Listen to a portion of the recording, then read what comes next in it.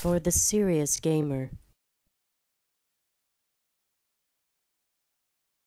Hey, it's GUNNS4HIRE from NextGenTactics. This is our Search and Destroy hardcore video series, and this is Scrapyard Offense. Keep in mind, this is not one continuous game. It is only meant to show you one or two possible pathways you can take of thousands available. Class setup is the Mini Uzi with silencer, one-man army, claymores, smoke grenades, cold-blooded, and ninja pro.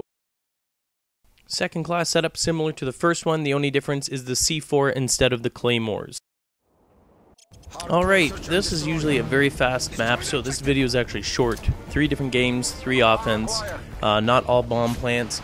This is more or less, again, a strategic or defensive setup for rushers, so it's the anti-rush setup. And I always put that claymore there across there. I mean, usually, I think in all 3 clips I do anyway. And again, smoke, love smoke. I mean, yeah, they're going to assume, I mean, this isn't a huge map. You're going to go one way or the other. So you might as well use smoke to create a diversion so that even if they know you're going across, you're not giving them any easy sight lines. Because in hardcore, it's going to take one shot, especially if they're a skilled sniper. Boom, you're out. And this class here that I have is cold-blooded, so even though there's smoke, even if they have thermal on, they're not going to see me running across. So they're going to have to do random shots, and no one usually wants to do that. I mean, you can, but it'd be kind of stupid. Plus, it might give away your position if someone else is near.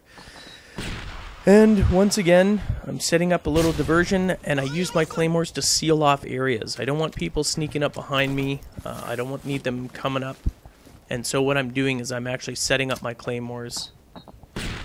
There we go, a little bit of C4 in case I can pull away. If you're going to go into a spot where you can still hear the bomb plant, you don't necessarily need to see it. It allows you to remove yourself from the really obvious spots in here, which everyone goes to, as long as you can hear someone defusing. And if you want to learn those places, you know, get a friend and just play sort of 1v1 on search and just sort of test where you can actually hear, how far away you can be to actually hear the bomb being planted. Not too far away so that you can't get there fast enough, even if the C4 does go off and it doesn't kill. So you need to be able to get in there fast, but the second you hear them trying to defuse, that's when you're going to launch that C4. So again, with the bomb, we're going to go in, smoke diversion, because a lot of people rush from that side. Right where I threw that smoke, they're going to rush.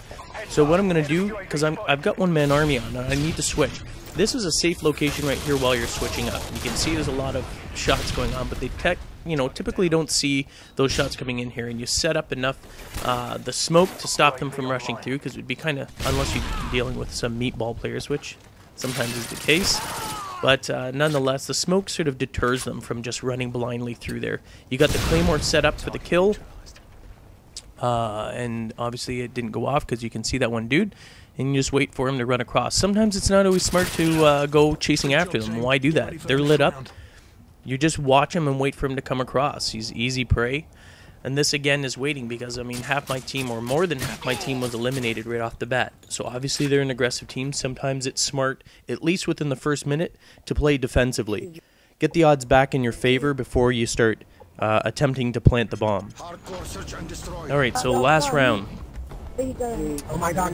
What I'm going to do, I believe I go after B on this one. And this you can do once. Do this once. You don't want to repeat it, because if you are successful the first time, you're going to get your ass blown out of the water if you do it again.